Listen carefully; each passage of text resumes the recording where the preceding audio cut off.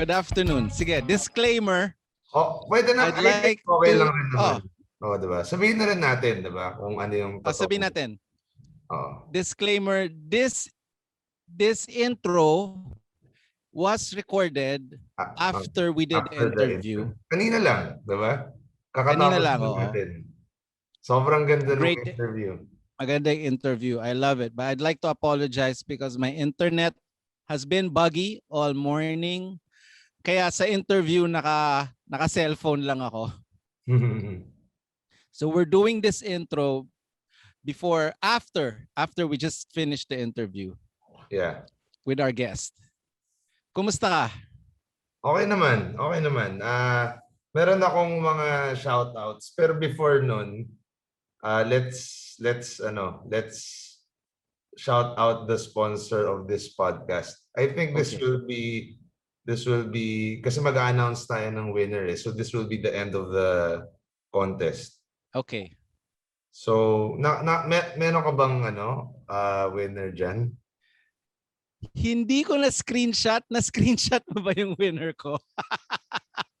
Hindi eh. Siguro na lang. Maybe we can post it sa end or something at the end of the video. No, let's do it. Let's post it sa Instagram ng Pwede rin OFFSTAGE HANG. Pwede rin natin ihabol, I guess, sa end nito or pwede rin IG. Parang you can put it as a clip or something dito. Hindi ko kaya hanapin eh.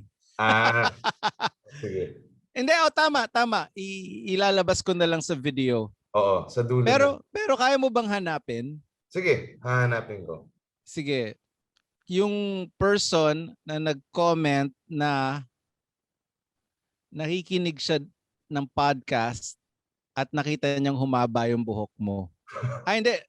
Yung sabi niya, nakita niyang humaba yung buhok mo. Meaning, napanood niya lahat ng episodes ko, nakita niyang humaba yung buhok. Mas maganda yung sinulat niya kaysa sa sinabi ko. Pero kung yung guy na yun, if he's watching now, maybe he can message us na rin sa Instagram. Yes. Para makuha natin yung But details. we will... Yes. And because of my internet issues, hindi ko nahanap yung actual comment. Okay. Congratulations. Tsaka... Moving on. Aside from that, meron pala tayong mga stuff na I would just like to mention about sa studio. They have Aurora limited edition available and yung 12 may price drop sila from April 5 until April 18. So may time pa. From 5.5, 4.3 na lang siya ngayon. So, yung coupon code available on top of the price drop. So, aside from the price drop, if you enter yung promo code natin OFFSTAGE HANG 15, may 15% pa aside from that. So, yun. Yun lang. Okay. Shoutouts mo. Do you have a list? Shoutouts, yeah. Actually, before tayo mag-shoutout, meron kasi ako nabasang interesting comment sa comment sa YouTube. Nagtatanong siya. I guess yung question niya is directed to you, well, to both of us as musicians or parang, 'di ba? Yung question niya parang naniniwala ka ba dun sa concept ng tortured artist? Kasi namatay si DMX, 'di ba? Recently. So parang na-relate niya na parang he's asking na syempre being an artist, parang it results siguro into a self-destructive behavior, yung drugs siguro dahil nga tortured. So common yun na na tanong. I mean na concept. So for you, do you believe in that? In that concept? Ikaw muna. Ako sagot mo? Sige. Ako parang iniisip ko, in a way, parang lahat naman may tortured part eh. Like if you wanna get good at anything, there's a part talaga na parang feeling mo na torture but not in the sense of kailangan mo mag-escape from it. Parang ganun, diba?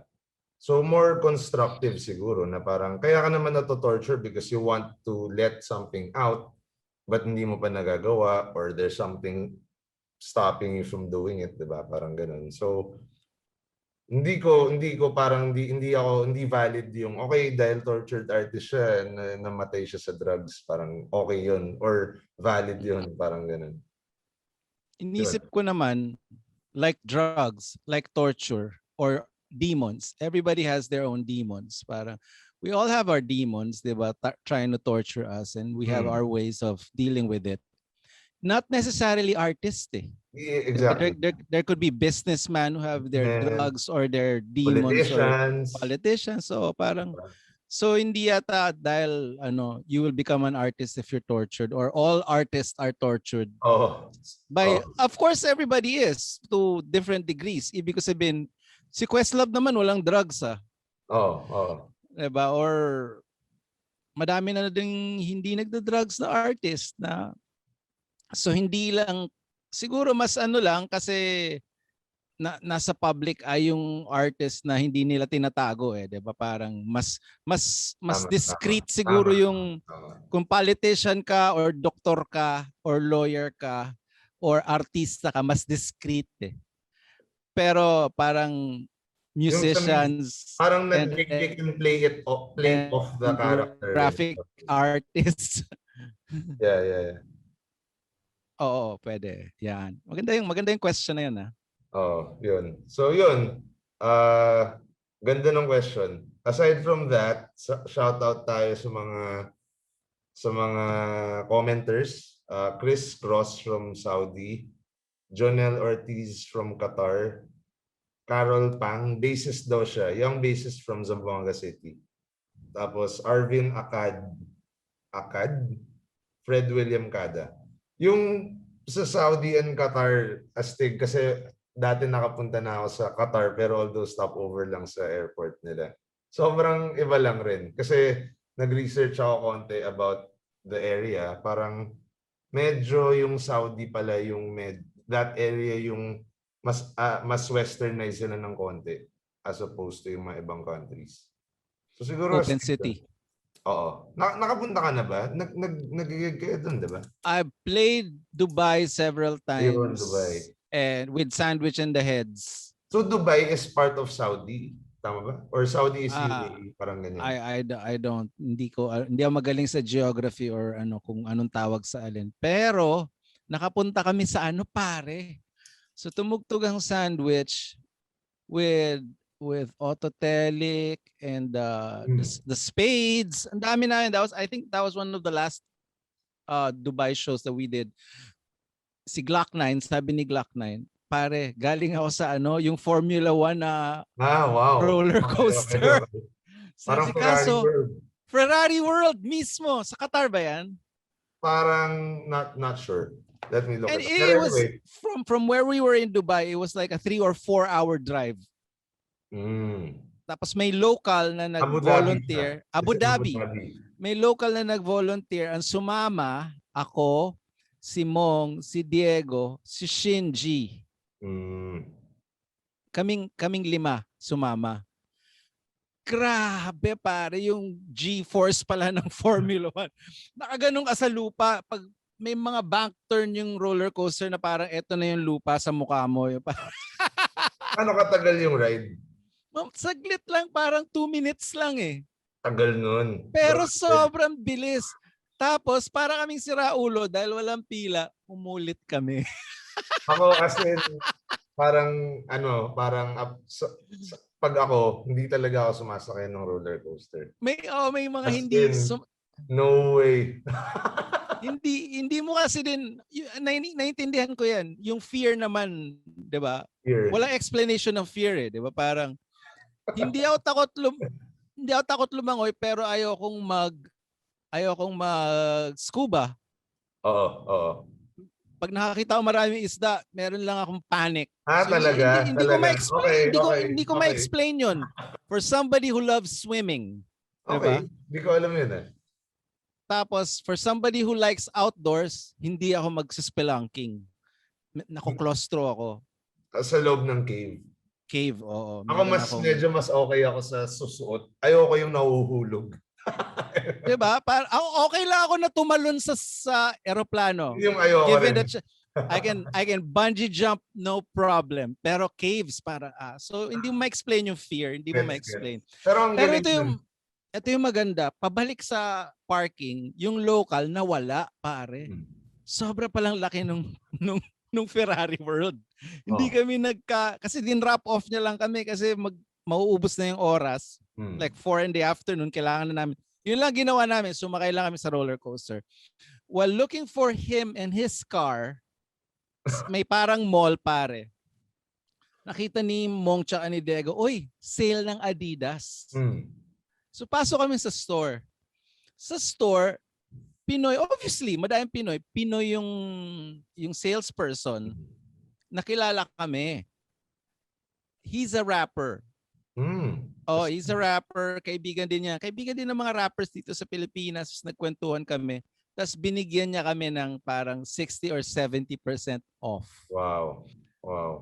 Parang hindi pa kami nagsha-shopping kasi tumugtog pa lang kami, 'di ba? Tapos yung shopping day, pinunta namin sa Abu Dhabi para sumakay ng roller coaster.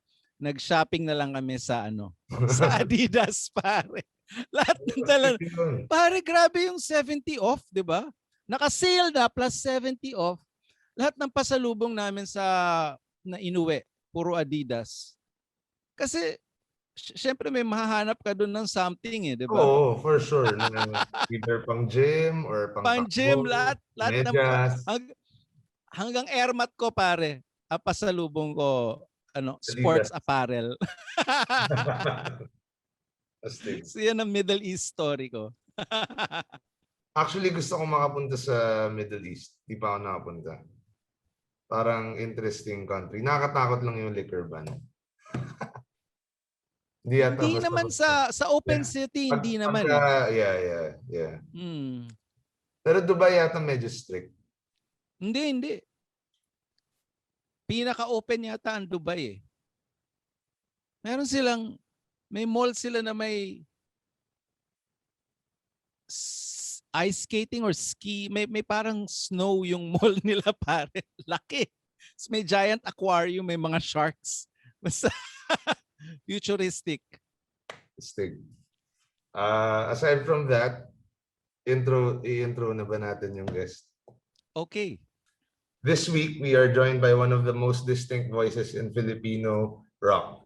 With varying styles, he attacks with melody and rap rhythms while following it up with the social-political concepts to expand our minds. For episode 21, please welcome Dicta licensed vocalist Pochoy Labog. Good morning, Rayms. Good morning, Daren. Palitan ko yung screen ko. Lagay ko yung... Nasa probinsya ako actually eh. I'm in Isabela. Nakita ko nga yung yung IG story mo. Wow. Nakita ko na IG story mo, sobrang ganda. Yeah, well, taga dito yung parents ko. So, syempre, 'di ba, medyo kagulo sa Manila. Good to be in the province outdoors. Although medyo kagulo rin dito actually yung nearby city, yung Santiago. Marami ring cases. But I mean, it's still better than Manila. Although pauwi na rin kami. Teka, palitan ko lang yung or okay na ba to? Ikaw. What do you guys think? Inisip ko palitan ko ng check ko lang yung kakabagay yung yung album. I-anuin ko lang si Rayms kasi ayun, nag-disconnect. Kasi I think he's having some issues. How's this, Darren? Yeah, nice. Okay ba? Or the other one? Yeah, that's our album cover. Yeah. So meron ka, is that the new M1? Name? Yes, the new M1. Wow. Very, very happy with it so far. Kamusta na siya so I got the MacBook M1 rin. Wow. Wow. Pero I was thinking to get that Mac Mini. Pero kasi for work din parang mas maganda mobile. But for music, if it were just for music, talagang sulit yung Mac Mini kasi yung M1 technology plus the price. Yeah. Yung price eh. Kaso lang Ah, 8 gig. Pero 8 gig yata lahat ng M1, no? so Parang ako, start at 8 gig. I don't know sa Mac Mini pero ito yung my MacBook na upgrade ko siya to 16. Ah, Yung Yun, hataw. unified memory, may mga nagsasabi hindi kailangan. hindi kailangan Oo. malakas na si 8 gig, it's equivalent to 32 gig sa Intel, but Oo. ako well, Future sige proof. na rin. Sige Future na rin. proof, diba? Ano bang what do you do aside from make music? What other So, work? okay. So my day job is I work for this NGO. It's called the Business and Human Rights Resource Center. It's an international NGO. And ako yung parang researcher nila and representative sa Southeast Asia. So this what this group does, so it's based in London. So we monitor human rights violations linked to businesses. So usually yung mga human rights violations na business link, yung mga uh, land grabbing, ganyan, pollution, 'di ba, environmental degradation, usually mga mining companies, large scale agribusiness, ganyan. So, that's my day job. Pero that's coming from my previous work rin as a human rights lawyer, working with indigenous peoples, ganyan. So Wow. that's the day job, and yeah, parang balancing act then with music, of course. So when Dicta license started, parang I heard kasi naalala ko na I I I I distinctly remember seeing you guys on the compilation nung No Seat Affair. As in Oh shit. distinctly remember. Tapos duct tape, 'di ba? So Yeah, parang yeah. Oh man. I think at some point towards the next album, parang it's general knowledge na alam ng tao na okay, the vocalist is parang mas aware, 'di ba? Parang ganyan. So growing up or parang coming up from nung high school ganyan, how was the parang process? Parang what were your influences while you were growing up? Well, obviously, but the main influence growing up was, Rage Against the Machine. I listened to Beastie Boys. Like yung mga medyo high-pitched rappers but mainly Rage. So Rage and their influences basically, kasi parang nag-rabbit hole ako with Rage Against the Machine. And kasi si Zach, so this is parang naging beyond music na, even the content, uh, uh, diba, they're super heavy on like politics, ganyan, the state of the US, in the, imperialistic US. So ganun, na ano ko, naakit sa ganung, sa everything about that world. And yun nga, yung Rage and their influences. So Public Enemy, uh, yung, and siguro pati hardcore music, which is um, also influenced by some of, friends growing up, sila Dave Abaya, of Bad Burn, Marvin, na may political themes din. So, yeah, and just yung conscious rap na tinatawag nila ngayon, like really lyrics uh, that are, ano ba, that say something, I guess, na hindi lang, ano ba, aesthetic, or, like yung more form, or yung sonically pleasing, but syempre may lyrical content, like Talib Kweli, ganyan. Most dead. Conscious rap. Yeah. Medyo nag-advance na ako sa progression. But yeah, growing up, Rage Against the Machine, and that birthed those influences. Watch, do you remember the first time you heard Rage? Because I remember the first time. I think everybody remembers the first time they hear Rage. Diba? Parang, what Yes. is this? What Yes. the Yes. fuck is this? You Yeah. cannot, hindi mo ma-marry yung sounds na naririnig mo, tapos yung letra, tapos yung intensity nila. Do you remember the first time you heard them? Yes, very, very vividly. So I was in high school, and we had a parang field trip to Baguio. Um, and if high school classmates are listening now, maaalala din nila yon. Kasi parang we were in a pickup, tapos we were just like blasting music. And yeah, first time ko narinig yung first album, Rage Against the Machine, self-titled, di ba? Yung Sino debut album. nagpatugtog? Yung isang kaklase ko si Rafi Yambo. So, um, so pinatugtog siya, wild bomb track, di ba? First track. That guitar intro, tas Yes! Sabi ko, ano to? And the voice, di ba? So sonically, siguro yun muna. Kasi may mga naririnig na ako na words eh. Hindi ko pa, and I guess that's how most people appreciate music, di ba? It's really just the sonics, the sound, ganyan, the feel. Yun muna, and then parang you would hear like, to the flag, di ba? So, grabe rin yung content. Just by hearing tidbits, di ba, of the lyrics. So yun, it was in the car, in a pickup. That was my memory going to Baguio, and sinasabayan ko na siya.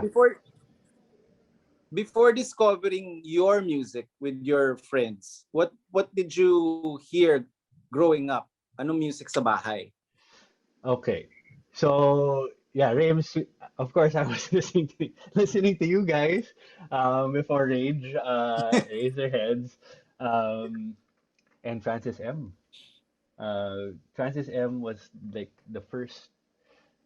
Francis M was the first cassette I ever purchased, with my parents' money, of course. Uh, and yeah, on loop yun. Mga kababayan to uh, to Cold Summer Nights.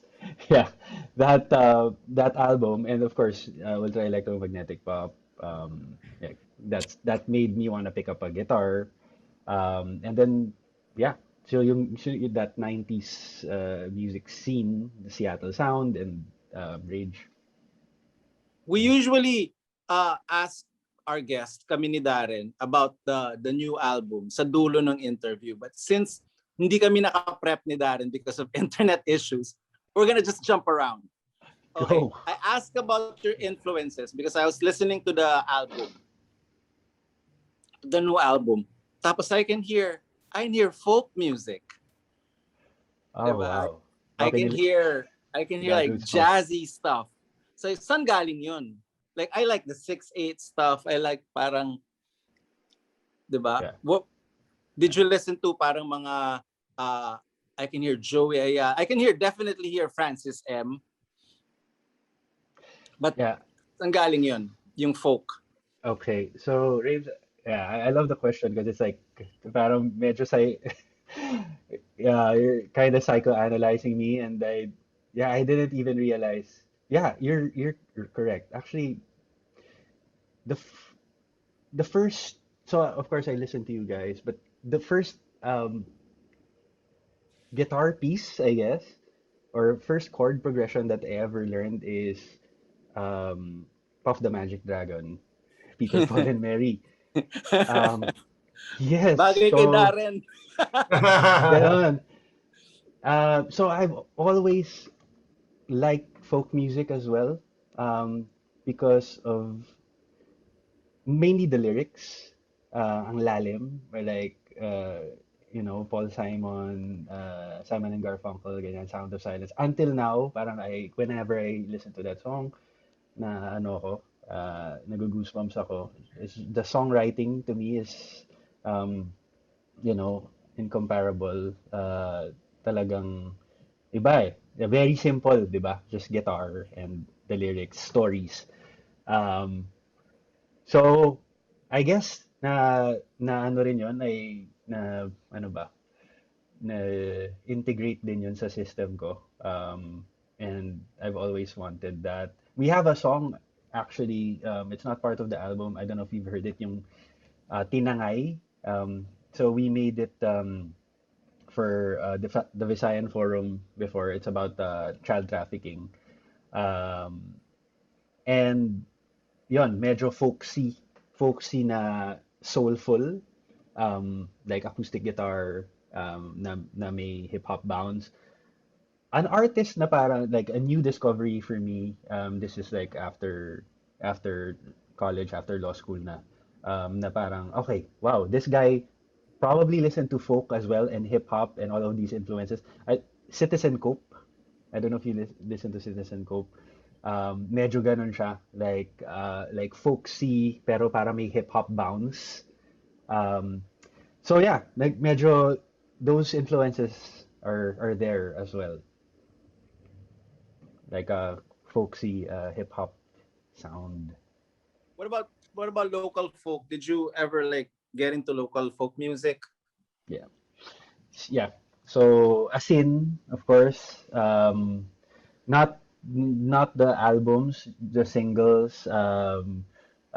Listen to uh, Gary Granada, um, Noel Cabangon, although Noel Cabangon would be like more like new school na folk. Um, yeah, uh, but yeah, not as heavy, I guess, or like not as deep, but also Tell us about enamored. your scene kasi ang daming lumabas sa batch nyo sa Ateneo na sa music scene. Tell us about those days. How it was, sino yung mga kasabay mong bands? Parang did you guys have amp already or were you part of Ateneo Musicians Pool or Yeah. how was it? And sino yung una mong bandmates? Okay. So the scene in college was amazing, but syempre, this is really the Ateneo connection, um, and it dates back high school pa, uh, where Ateneo bands would compete in Battle of the Bands, and you were actually one of the judges in one of the Battle of the I Bands. remember don't know if that. you remember. That's the first time Yes, I met all of you. yes, and I believe I don't know if that's one of the avenues where you scouted Mark for Sandwich. Actually, no. I didn't Okay. remember. Hindi ko na put Wow. together. What? I met Okay. Mark sa party na ni Okay. Marie Hamora. Okay. And then I Okay. met everybody else, all of you guys later na, but I didn't connect it right away that it was the same. I know it was kind of the same, but I didn't remember. Alam mo yun? Kasi Yeah. first time lang yun eh. And you guys were kids. High school eh. Diba? We were kids. So So there was like a few years gap before I actually met Mark and you guys again. wow. Okay. I always thought that okay, maybe like you bookmarked that event. Okay, this guy might be in my band someday. But wow, this is like an interesting um, factoid. So so yeah, going back, yeah, dates back high school. Yun nga, you mentioned that Battle of the Bands. As part of a high school band, and these bands in college were also playing. Like sila Mark were part of Shirley Beans, and we competed against each other, even with sila Mong and sila Miggy. I don't know nakalimutan ko yung pangalan ng band nila eh. It wasn't Chico Sai. It wasn't Chico Science. It wasn't Chico yet. Yeah. I don't know if it was Chico Science. No, it wasn't them yet. It wasn't them. Yeah. So all of that, syempre, nung college na. Who were your bandmates? My bandmates were Cyrus. They're not in the band scene anymore. Si Cyrus Almerañez, Carlo Ogloro, Steve Magdaraog. They're all doing other stuff now. And I guess what happened was, so after high school, um, syempre, like, bands were coming up, like Greyhounds, diba? Oh, Nino pa pala. Also, Nino was like, who the hell is this Part of guy? that scene. Kasi like we didn't know him. Um, Tapos bigla na lang, whoa, we have a batch. Ako like, we have a batchmate that slaps the bass like crazy, and like plays in Club Red. I think si Dave Abaya knew him. Dave was one of your bandmates, right? Dave Abaya. Yes, yeah, Dave was one of my bandmates. Yeah, okay. So the first iteration of that band included Dave, and What's the then name of the band? it's called Reaction 105. Reaction. Man, I Reaction was paper. okay, okay. No. Actually, before that, it was Violent Reaction. I don't wanna. Parang nakalimutan ko na tong mga to eh. Pero Sorry. salamat. Violent Reaction, tapos naging Reaction 105. Oh man. Uh, so Dave was part of it, and then uh, he wasn't part of the second iteration of it. Um, and then he joined Bad Burn eventually in college. Uh, so transition to college na tayo, no?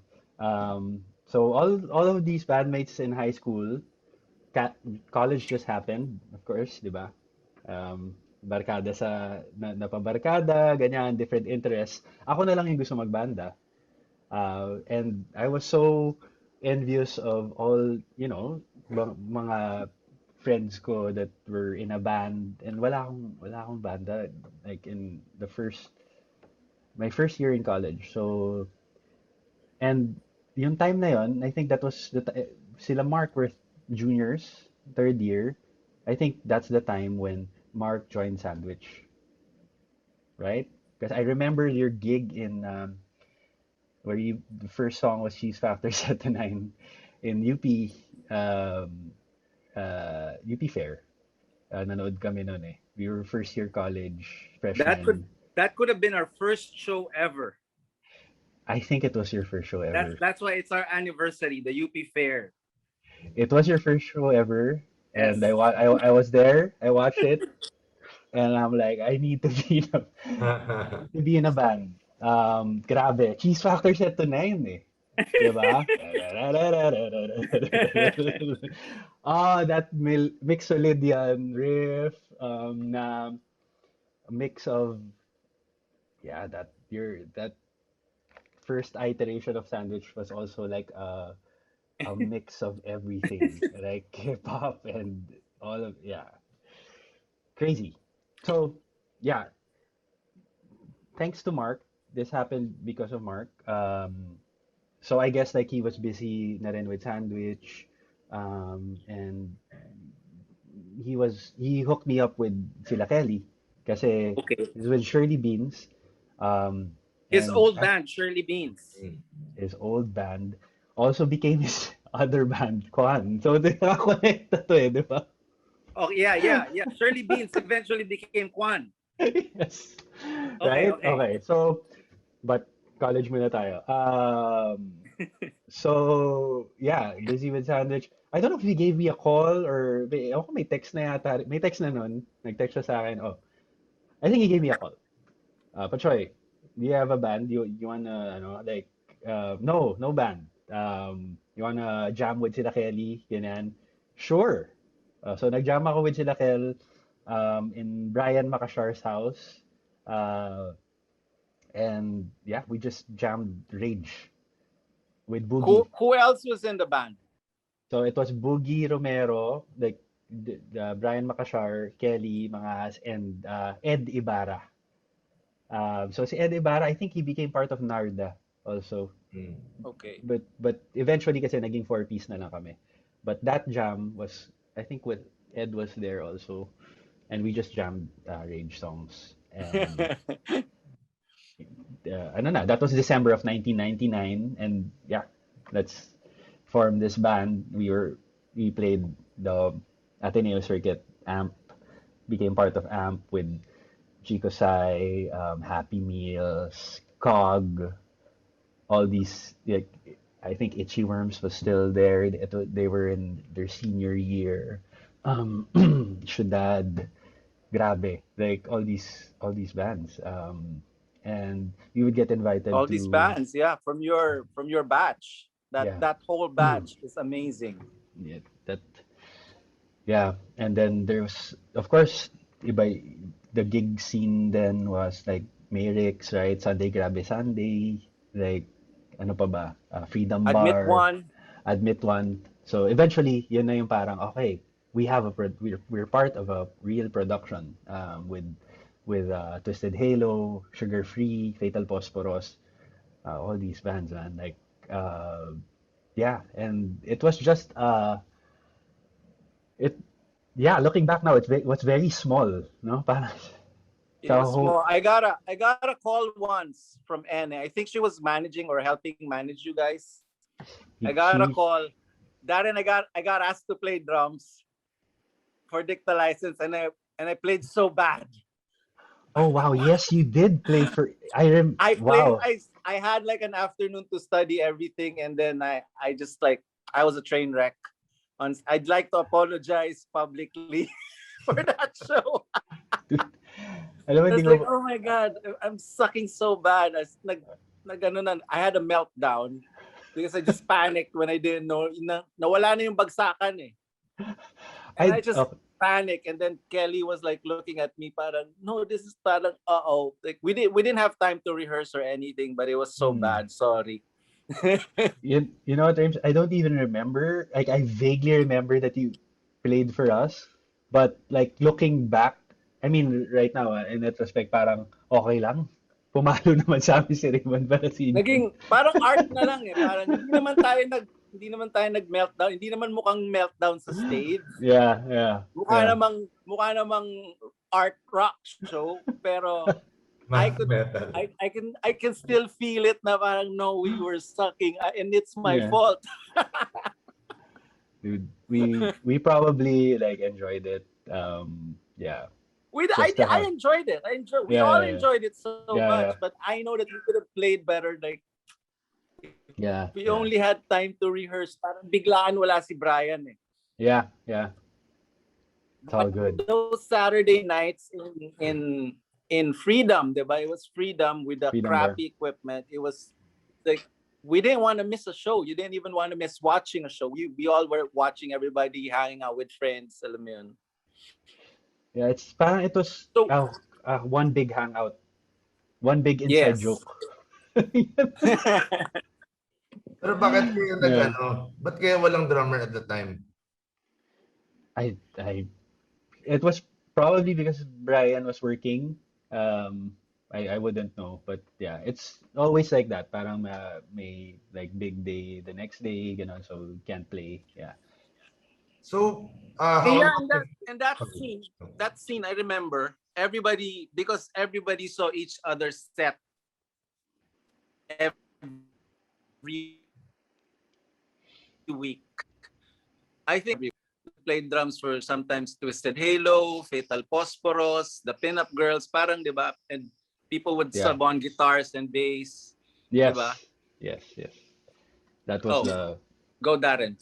Okay lang. Anyway, so I was just gonna ask na, so coming out after forming nung four niyo, parang how long before you guys recorded yung parang first 5-song? Parang hindi siya album, 'di ba? Parang or more or less it's an album but like 5 songs.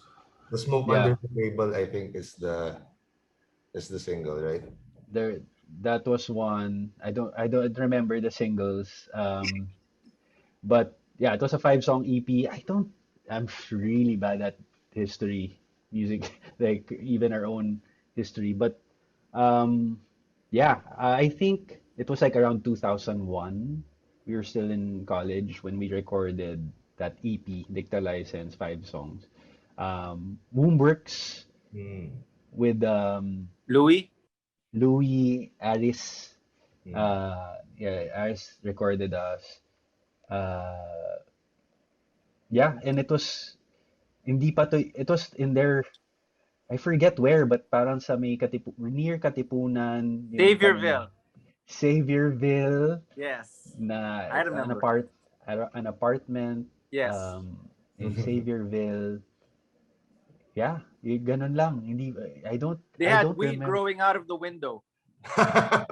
something like that. It wasn't the Marikina Not yet. studio. And it didn't feel like a studio per se. Yung para more home studio yung if I remember correctly. I don't even know if there was a drum room. I think there probably was a drum room.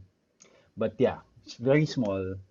And it took us, yeah, 3 years to come up with an EP. Yeah, bagal kami magsulat. And then, yeah, even the album, 2005. So another few years. And then this album, 16 years. Oh man. Yeah. So, actually, napansin ko rin yun. So, bakit nga ganun kayo katagal is it because you're meticulous? Ganun ka? Or kailangan may mood na mag-strike? Yeah. So I guess it's because, like I'm doing something else also. Um, I'm not, wow, like I guess I'm not fully committed to music. I would like to think that I'm, because I love music. This is really, I feel like a gift that was, given to me. Um, but yeah, I'm doing something else that I also love. I all and I guess this is just like the way things work, given my circumstances. Kaya medyo mabagal talaga. Ang bagal talaga. Kailangan ng oras eh. But yun, well, this album, parang really wanted to come out with something at this time. So yun. Wala yata si Rims. Yeah. I think he's there, pero wait lang. Sige. Yung video, yung nawala. Pwede ko ulitin yung sagot. Okay lang yun, actually. Tapos we can Yeah. cut it at that naman. Tapos we Yeah. can, we can Okay. Cut. Oo. cut doon. Tapos Mm. very, attach. Da- Sorry Darren, man, as in, ngayon nag-meet lang, na ayan. tayo, no? Nag-meet na ba tayo sa, Sorry? Nag-meet na tayo, no? Tayo? Yeah. I don't know eh. I Not don't sure. remember. Pero Yeah. nag-play kami dati sa Amplin. So, Okay. Oh, Sim yan. okay. Sim Grease. Parang, Yeah. Okay. ito yung mga Mukhaan bandit. kita eh. Yeah. Anyway, so, Rames, okay ka na? Sorry. Okay lang. Bobby, don't mind me. Don't mind my Okay internet lang. today. Yeah. But you had a solo project in between, di ba? So it wasn't a solo project. It was also a band with Alden Abaca, who played drums in this album, and Okay. Dicta's new album. Alden Abaca and Miguel Dayang Hirang of formerly, I don't know if they're still active, Sleep Kitchen, and also formerly of Reclamo, si Miguel Dayang Hirang. So it was a three-piece band called Malay. Came out with an album under Universal. Yeah, so I did that after our so kasi Dicta sort of broke up in 2007, and I just wanted to explore different songwriting, I guess a different direction, na hindi rap rock, which is Malay. So yun, yeah, we did that. We're still together, but yun nga. Trying also to write Were you for doing that band. Malay while you were in law school or tapos ka na sa law school? Tapos na. That was the Malay album, I think was 2012. So I was out of law school already working. Yeah. Did you ever leave for the States? Yes. So I left 2015 to study uh, for a year and a half in the US, Washington, D.C. Yeah. Did you watch a lot of bands? Uh, Not a lot because we are also busy, but any chance I get, like, parang How's the local indie scene in DC? Kasi dyan ang nagsimula ang hardcore na di ba? Yes, so yung DC hardcore. I I can't say, but I did go to yung Black Cat sa U Street ba yun? Na I think part owner si Dave Grohl. Um, and dun tumugtog yung Bad Brains, the DC hardcore bands. So did get the chance to visit at least the venues. But parang ano rin I guess parang medyo semi-mainstream na rin yung mga tumutugtog because established na yung lugar. Uh, and I didn't get to go to kung ano man yung Black Cat nung 80s. Of course. Di ba? Yung kung ano man yung those bars na ganon sa DC. I'm sure dun kasi yung like underground scene. Yeah. What kind of Unfortunately. music are they playing now over there? When you were there? Yeah, there was a band na parang alternative. Yeah, mix na rin. Like Mix na rin. mix na rin, hindi na siya parang okay, there's like a hardcore night, nothing like that. And yun nga, medyo like semi-mainstream, semi-established na rin yung mga bands like famous in a particular part of the US, ganun. Kasi doon pagka sikat ka in one state, medyo established ka na rin eh. Di ba? Let's talk about the album. I was listening to it and gustong-gusto ko na you started ng ganon tapos and then may parang I love the last song. Parang may hope eh. The last song is giving hope. The first song is very angry and militant and then may arc and then may quiet parts, may introspective parts pero I like yung last song and then nagpalit pa yung chord progression parang mas boom. I don't know what you guys did. I'm sure there's a technical musical term for it but parang you're keeping the same melody and the same message but the chord progression nag-iba parang what? It's like you remixed your own song. The E. You just added So an from E. minor major. Yeah.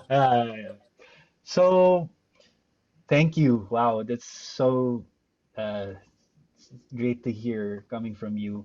Yeah, that was well, if you look at the songs, may ganun talaga natatakot nga ako na baka medyo formulaic na rin ako magsulat. Because but it's super pronounced dun sa kapangyarihan. Kasi isa lang yung lyric na paulit-ulit. Di ba nasa yung kamay ang kapangyarihan? And the uh, first chord progression was yun, medyo minor, jazzy, di ba? So pagka kinakanta mo, hindi ba nasa yung kamay ang kapangyarihan? Medyo parang skeptical yung Yes. delivery. And parang like no hope, 'di ba? Kasi wala like ano ba, parang wala but yeah, and then there's like a transition we changed it up to add that E chord like a major chord that makes it hopeful. And if you sing the lyrics, yun nga, parang there's the yes, There's nasa iyo always ang hope. kapangyarihan. There's always ganon. hope. I love it. Yeah. So yeah, that was the intention, James. Who's in this project now? Tell us who's the personnel in this project. So it's still the band, but well, see, Brian Makashar is no longer playing with us. So it's just me, Kelly, and Boogie sa guitars. Boogie Who Romero. produced it? Jorel Corpus. So it's produced in the States. Produced in the States, yeah. So a lot of back and How forth there.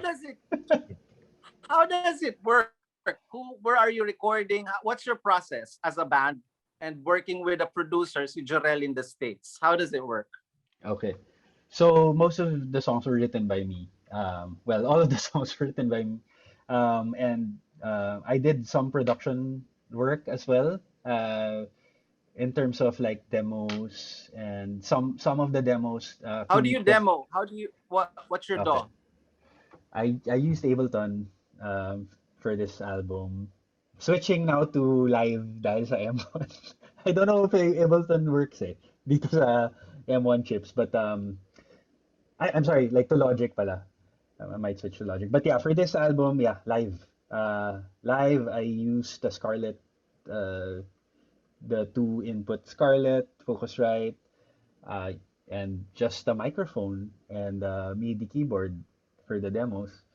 I used the Audio-Technica 804040 for my mic um, in our condo during the pandemic. So And then you send it to your bandmates, or do you send it to the producer first? so we have a parang chat group, and Okay. so whenever I come up with a demo, I send it to everyone. So Joel's in that group, and then everyone would give their comments, inputs, and then yeah, ayusin na namin ni Jor. So Jor would make it, would give his comments, parang may levels ng ano ba, like approval. So demo level, ganon, Jor will do something, rearrange it. Kung di namin gusto, wag yan, ganon, balik tayo sa ano. And then pagka okay na, wala na magko-comment. Parang you missed your chance. Kasi 'di ba, ang hirap Ang hirap no back and forth. But yeah, mostly me and Jorel just like debating. And Sino Who gumagawa ng played? Ay, sorry. Sino Go gumagawa ahead, ng go ahead, Darren. Go ahead. sorry, Darren. Sino gumagawa ng beats? So yeah, most of the time, the raw beat sa akin. The song structure and the raw beat. May mga beats na parang pinolosh na lang ni Jor. There are other beats na tinanggal niya yung beat ko, like Salita, that song, na yung umpisa niya parang arpeggiator na bass, may beat pa yun may dug dug dug dug, dug dug dug dug dug. May ganun pa. Tinanggal ni Jor, talagang yung bass line lang, which okay, yeah, works. Ganun naman. Who played the keyboards? Who played the horns? And who played the live drums? Okay. So for the keyboards, it's uh, yung mga simple, like the simple keyboards, ako and Boogie. Boogie would also put in some keyboard tracks. But yung Inosenteng Bala, which had like a really jazzy um, progression, we got Mike. I'm not gonna butcher his last name. Friend Miguel. I forget the American guy. Yeah, we He's got based him. here in the Philippines or sa He abroad? he works he works in the Philippines. He's now in the US because of the pandemic, but he's kind of like half time here, half time in the US. But yeah, he watches our gigs, Kel's friend, and I think he played for Cat Agarado for some time. Also, a very jazz player. The Rhodes, yung ganon. So we got him for Innocenteng Bala. So yung keys ganon. For horns, there are a couple of tracks that had horns in them. So we were thinking of getting like a horn section talaga, like recording. But you know what? Si Jorel na yung, it's all programmed actually. And Wow. Jorel, yeah. It Jorel, sounds live. I thought it was yeah, live. all programmed. So I guess I played some the horns. Yeah. But Jorel, of course, like, you know, uh did some sound design and like really made it sound real. And the drums, si Alden, um the real drums. Kasi parang some of the songs, di ba, parang programmed drums and then Yes. real Where do you drums. record? Where do you guys record the live drums? So yung most of the live drums were recorded sa Tower of Doom. Okay. Alden played, and except for one song, yung Bagong Bayani. Um, Fortunately, we got Michelet Baptiste, drummer, Berkeley grad na friend ni Jor. So she recorded in the States. Si Jor rin yung Wow. nag-record. Yeah. Who's that sample sa Bagong Bayani? Who are the samples? Did you like get it from the radio or what? Okay, so that's Jack Quintana. She's also a singer. And story there was I think in when was that? 2018 or maybe 2018, 2017. I attended a rally sa People Power Monument and I heard her sing a cappella. And I recorded her sa iPhone. Wow. So that sample is off your phone. Off my phone. Wow. And it's so meaningful because that was after the killing of Kian de los Santos, and people went to the People Power Monument. I think it was August 21, Ninoy assassination, um, and yeah, there was this girl. Yeah, I think yung first few minutes na pagdating ko doon, there was already this girl singing, like belting her lungs out, and wow, super powerful. Recorded it, and yeah, sampled her voice. And I didn't get to meet her there, so I had to research who this girl is.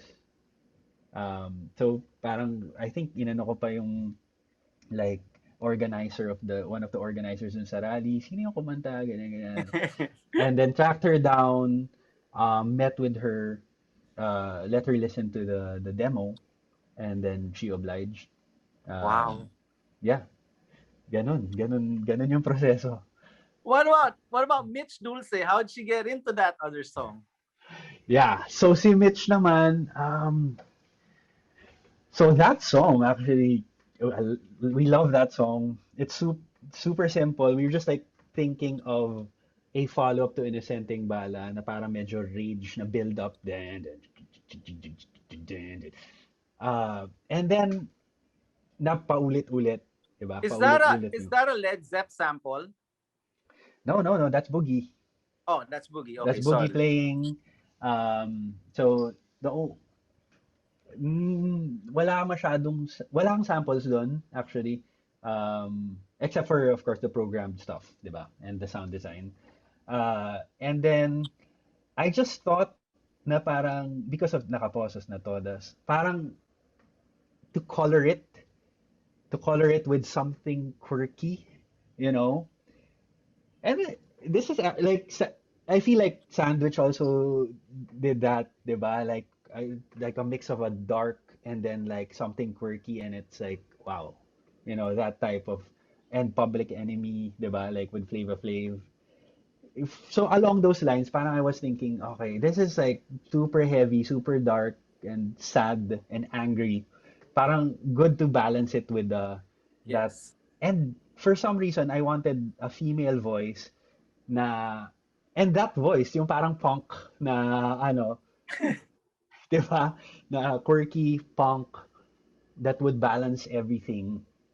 And at that time, my wife now, we weren't married yet then. She was working with Mitch for project to donate mga PPEs to Oh, okay. frontliners. Yes, I So remember that project. yeah, so they were she acted as the accountant, I think, and she took care of the money side, ganyan, the donations. So yeah, I just thought okay si Mitch, and Mitch parang siya yung made her gown sa wedding namin, yung wedding gown ng wife ko. So yeah, Yun, and I guess Was parang, she isn't she abroad? How'd you record Mitch? so she recorded herself sa London. I don't know Wow. where, On like her phone? on her, I think she had like a Zoom, like Okay. pero si Joel na like gave her instructions Mhm. on the best way to record it, like a quiet place, ganyan. And medyo nagkaroon pa nga ng timing issues dun eh. I didn't first I didn't know if it was gonna push through kasi syempre she was also busy. But it happened and she sent her tracks and yeah, that's what happened. So yeah. I love it. Yeah. Yeah. So, talk about your next single, your latest single, Elias. Yeah. So yung Elias, yeah, ano ba? I had I guess like parts of the song since way back, I think it was 2004. Tagal na. I don't know, yung elections ni FPJ and GMA, I think 2004 ba yun? Yeah. And I heard a campaign song on TV na that yung melody niya may bagong umagang parating, something like that. Parang May naalala. bagong umagang parating.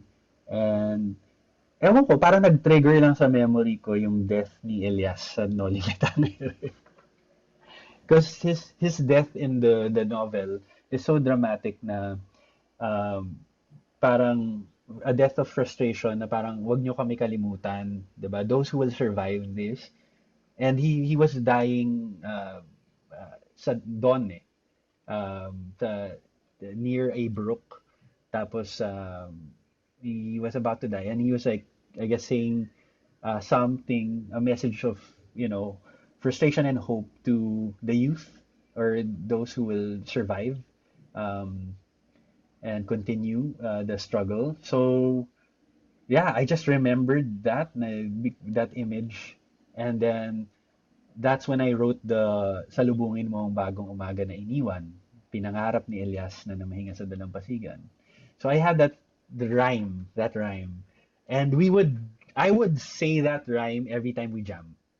Like kung may beat, tug, pak, pak, salubungin mo ang bagong, that's always my intro dun sa mga like freestyle quote unquote rap.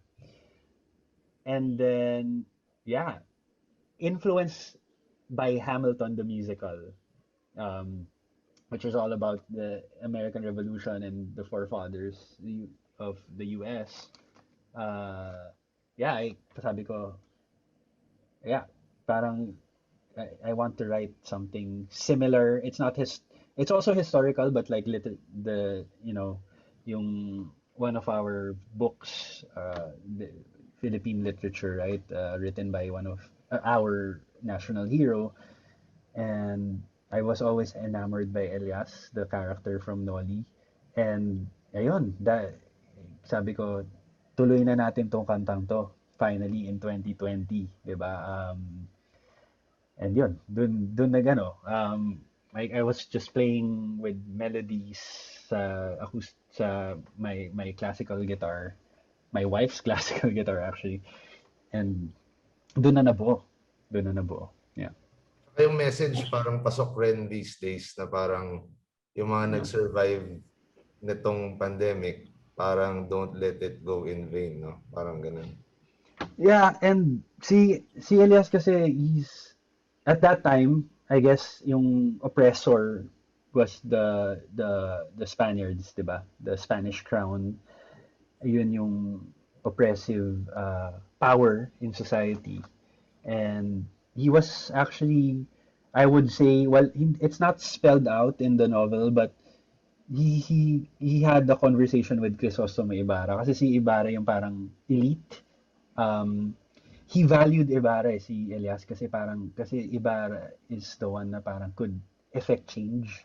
And ganun naman in all like societies, it's really the middle class that could affect change because they have the time and the power. The poor are busy living and trying to make, to have a life, decent life. And wala na silang, mahirapan silang, isipin like all these changes. Although, syempre, like, uh, change happens collectively. But usually, parang nagsisimula sa middle class. And si Elias, in the novel, he comes from the poor sector in society. But he used to be middle class, used to be rich, actually. Um, and he was educated. And he was just well placed in society to influence Ibarra. And he had a conversation with him na, kasi parang, about law and order, ganyan. Sinasabi ni Ibarra, hindi, yung, alam mo yung mga conversations na, di ba, law is law, kailangan maging disiplinado tayo, ganyan, ganyan. But at the same time, sinasabi rin ni Elias na oppressive yung system at that time. Unfair, ganyan, masyadong marahas.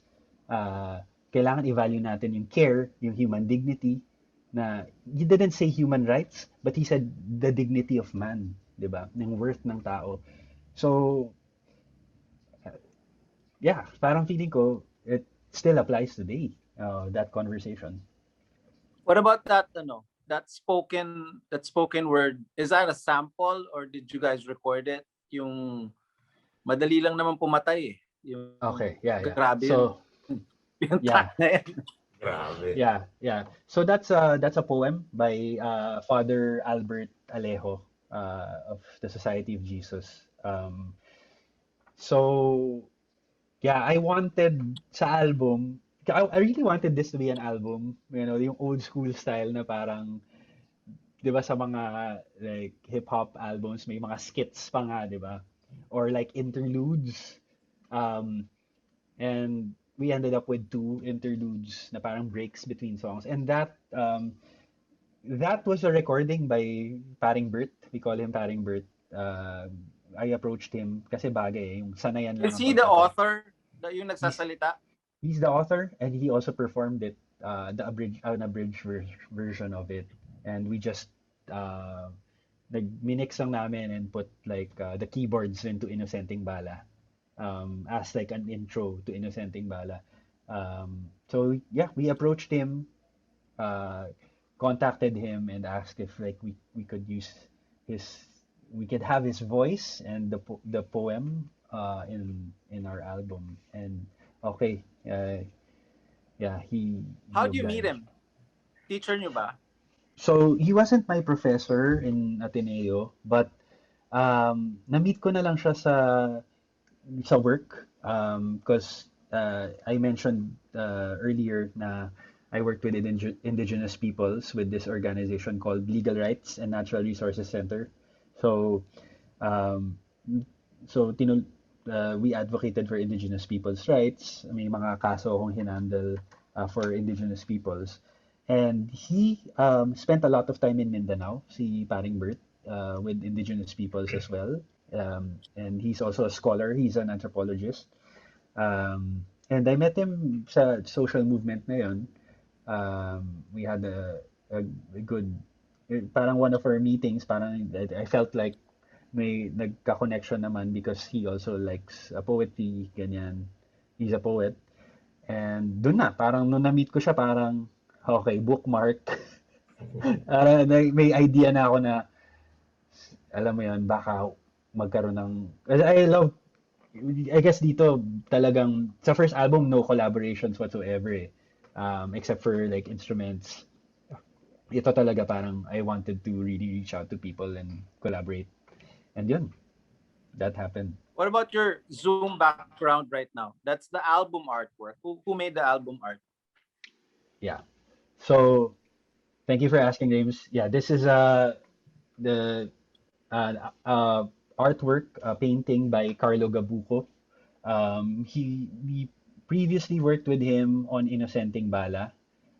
He is an artist, multi-awarded artist, painter, but the past few years he concentrated on photos.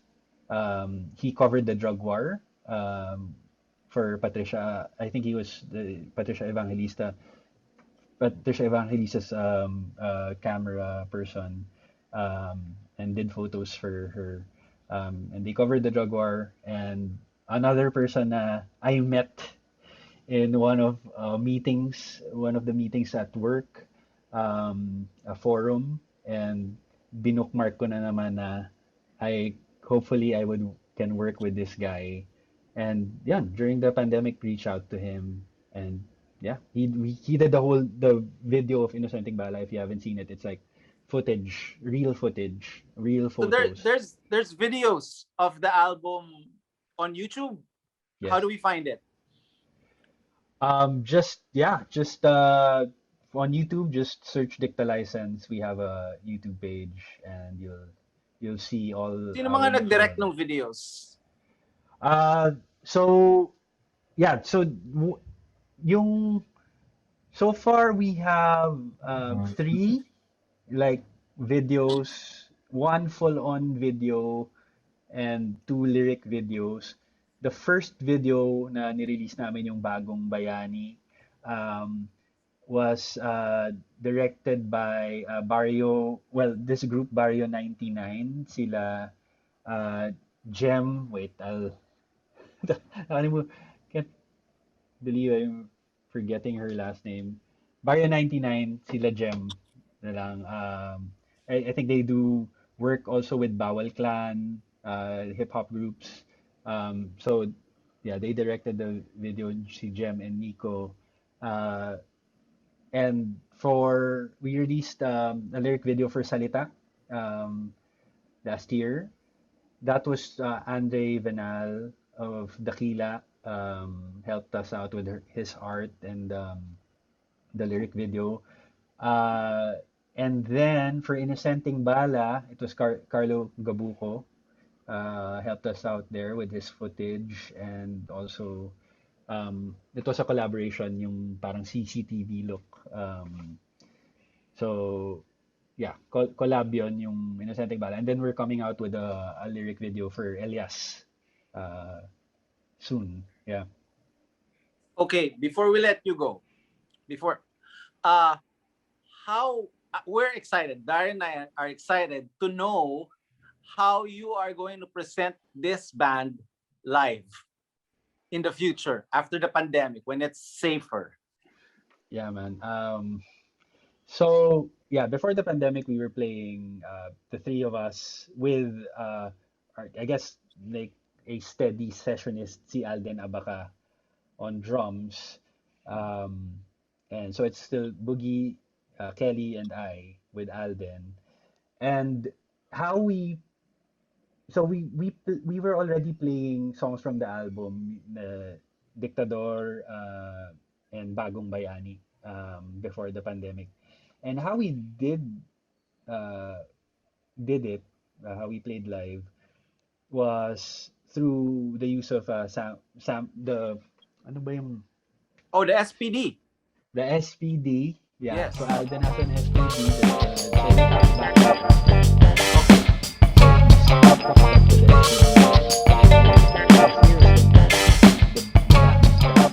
Na walang drums, wala yung like just the sound design, I guess.